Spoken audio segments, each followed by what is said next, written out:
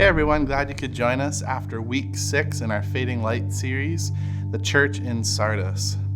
It's an incredible couple of verses here in chapter 3 of Revelation. Simple verses, but powerful, profound content that's there. As we just studied together in the sermon, hopefully you got a chance to see that. The church in Sardis had the appearance of everything going really well. I mean, I would say for our culture today, we are really good at making everything look good. We had the opportunity of social media, and most of us aren't posting our bad days on there. We're kind of posting when everything goes right and when everything lines up, and when you get that perfect family photo, and when you have that beautiful vacation. But for most of us, that's not the reality of every day of our lives. There's difficulty.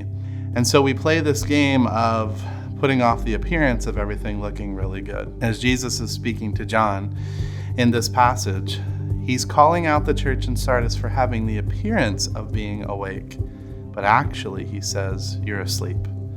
And that it's time to wake up.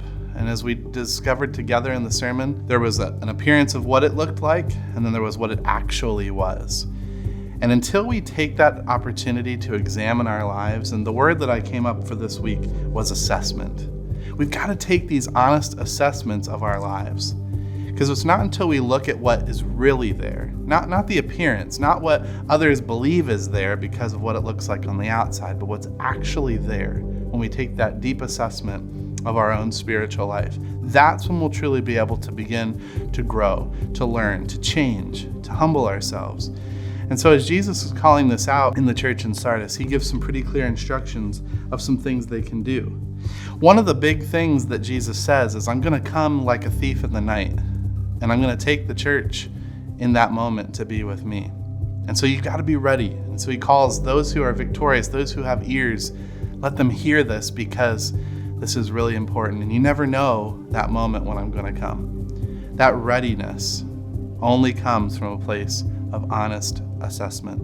And so this week, as you're digesting what we studied together in the sermon, as you're thinking now whether you're doing this individually or with a small group, I want to encourage you to take some honest assessment this week. Not what everybody else believes is there, not even what your spouse might think is there, not what your friends might believe to be true, but what you know to be honestly true. Take a hard look at that. Pray, like in Psalm 139, to search my heart, to examine it, to test me and find out if there's anything in me that's offensive to you, God.